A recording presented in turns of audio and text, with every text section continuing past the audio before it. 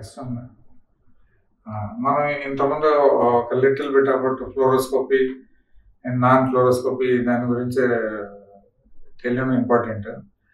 ఇది X ray machine and just we will compare with the camera. It is a still camera. Just you click, you will get a one photo. Similarly, like that, you just expose, you will get one X-ray machine. So that's why their cost is cheaper, because when you are purchasing X-ray machine, that ఈ machine లో ఎక్కడైనా ఉంటాయి. Diagnose సెంటర్లో ఉండొచ్చు, nursing హోమ్స్లో ఉండొచ్చు, హాస్పిటల్లో ఉండొచ్చు. కాకపోతే ఈ మెషిన్ మీద ప్రొసీజర్ హెచ్ఎస్సి చేస్తే కానీ చీప్గా ఉండొచ్చు. Just like one picture with still camera is cost తక్కువ. మనం వీడియోగ్రఫీ కెమెరాకి వెళ్తే జస్ట్ నెక్స్ట్ కంపేర్ చేద్దాం. ఎందుకు ప్రొసీజర్ కాస్ట్ డిఫరెంట్గా ఉంటుందంటే అది రీజన్ అనమాట. ఇఫ్ ఇది ఫ్లోరోస్కోప్ అంటే ఇది పెద్ద సిస్టమ్ ఉంటుంది. సో లైవ్ లో చూస్తాం కాబట్టి ఎక్విప్మెంట్ ఎక్కువ ఉంటుంది. It is more costly. So procedure is costly. So FTC అనేది ఓన్లీ ఫ్లోరోస్కోపీలోనే చేస్తాం. కానీ హిస్టోసాల్పింగ్రఫీ కూడా ఫ్లోరోస్కోపీలో చేస్తేనే ideal. So just like comparison with video, a still photo and with a video clip like that. So definitely video camera is costly than still camera. Similarly it is a comparison.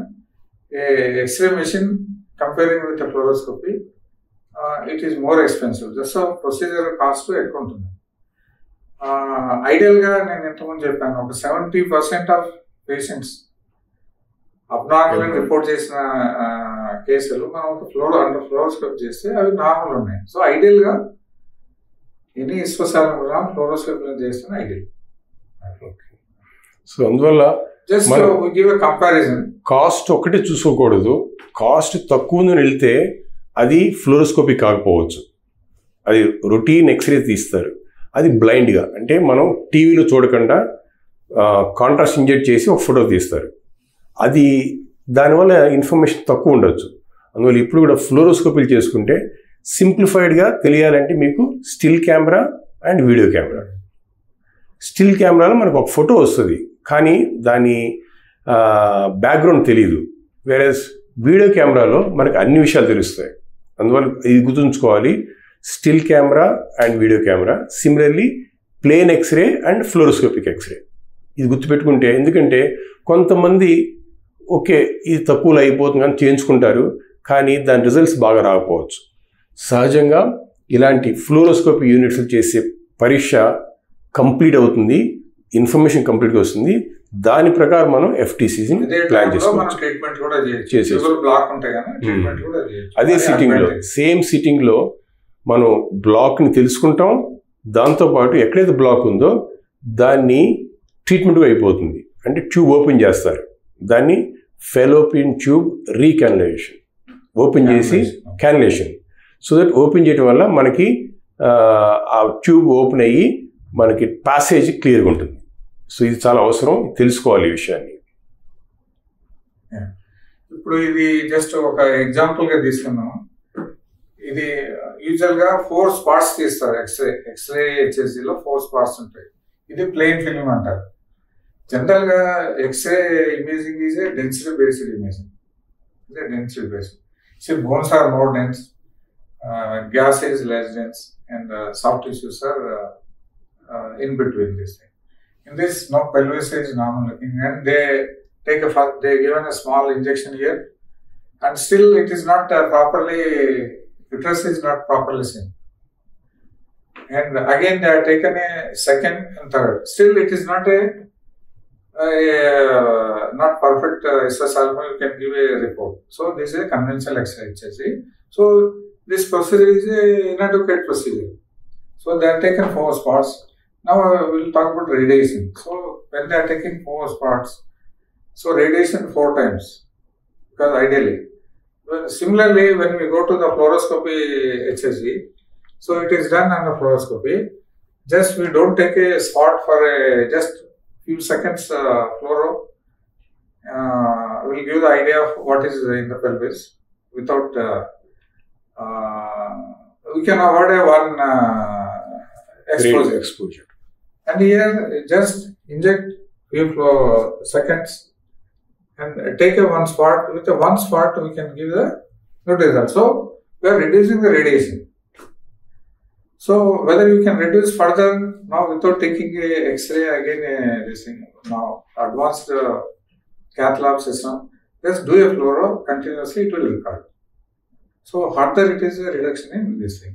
So you want further reduce, it is a intermittent fluoro. In the sense you are reducing radiation to the minimum.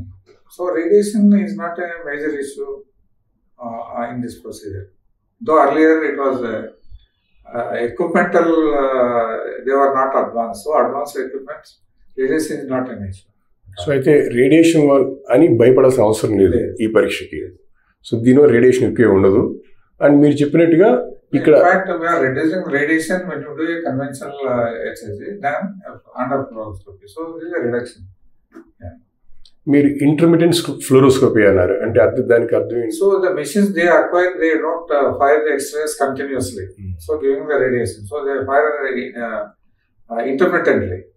So that time only the radiation is there and you will see the image. So దానివల్ల మన radiation తగ్గుతుంది. Radiation తగ్గుతుంది. These are all the methods to reduce the radiation తగ్గించడానికి ఇవన్నీ పద్ధతులు.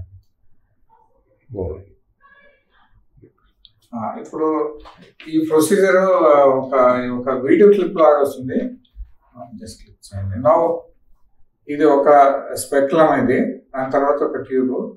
Now we injected we are seeing as this is called contrast. So normally we don't see the uterus. We don't see the uterus. We have to inject something. So that is a substances which have a metallic atomic number. So here we are using a iodine as a contrast agent. So iodine solution we inject into the uterus through this tube. And we know, so now you can see the outline of the uterus. So what we are imaging only the lumens of the uterus, lumen of the fallopian tubes, and the spread of the medicine, that's a contrast. It should go into the peritoneal cavity. Then it is called a normal histiosalpingograph. So it is a procedure always, it is ideal to do in a fluoroscopy. Now we are seeing very nicely everything. Suppose if you are taking a non-fluoroscopic X-ray, so a lot of things are okay. Non-fluoroscopic X-ray తీస్తే కానీ మనకు చాలా fit falls వస్తాయి అన్నమాట. So ఇది మనకు complete కనిపిస్తుంది. Uterus ఎలా ఉంది, దాంట్లో ఏమన్నా అబ్నార్మాలిటీస్ ఉన్నాయా, ఫెలోపియన్ ట్యూబ్స్ ఎలా ఉన్నాయి, ఇవి ఫెలోపియన్ ట్యూబ్ ఇది ఇలా వచ్చి ఆ ట్యూబ్ దాంట్లో దెన్ పెరిటోనల్ క్యావిటీలోకి. సో అదనమాట. సో మనం ఓకే నెక్స్ట్ ఏ మెడిసిన్ ఇస్తాము అనే దానికి అంటే ఓకే ఇది ఒకప్పుడు లిపిడాల్ అనేది ఉంది, అంటే ఇది యూజ్ చేయట్లేదు, చాలా ఎక్స్పెన్సివ్. సపోజ్ ఈ ప్రొసీజర్ ఈ ఒక్క మెడిసిన్ 22,000 ఉంటుంది. సో ప్రొసీజర్ చాలా ఎక్స్పెన్సివ్ అవుతుంది. కొన్ని ప్రాబ్లమ్స్ కూడా ఉన్నాయి. సో లిటరేచర్లో కొంతమంది ఏంటంటే ఈ లిపిడాల్ యూజ్ చేయడం వల్ల ఫెర్టిలిటీ రేట్ పెరుగుతుందని ఒక అపోహ ఉంది. బట్ నా ఎక్స్పీరియన్స్లో అయితే దీన్ని యూజ్ చేయడం వల్ల పెద్ద ఉపయోగం ఉండదు అనుకుంటున్నాను. సో మనం ఏం యూజ్ చేస్తామంటే హోమియోపతి అని నాన్ అయానిక్ కాంట్రాస్ట్ అది యూజ్ చేస్తాం. ఇది కాంట్రాస్ట్ అంటే ఒక high metallic atomic number solution, దీంట్లో ఐడియన్ ఉంటుంది.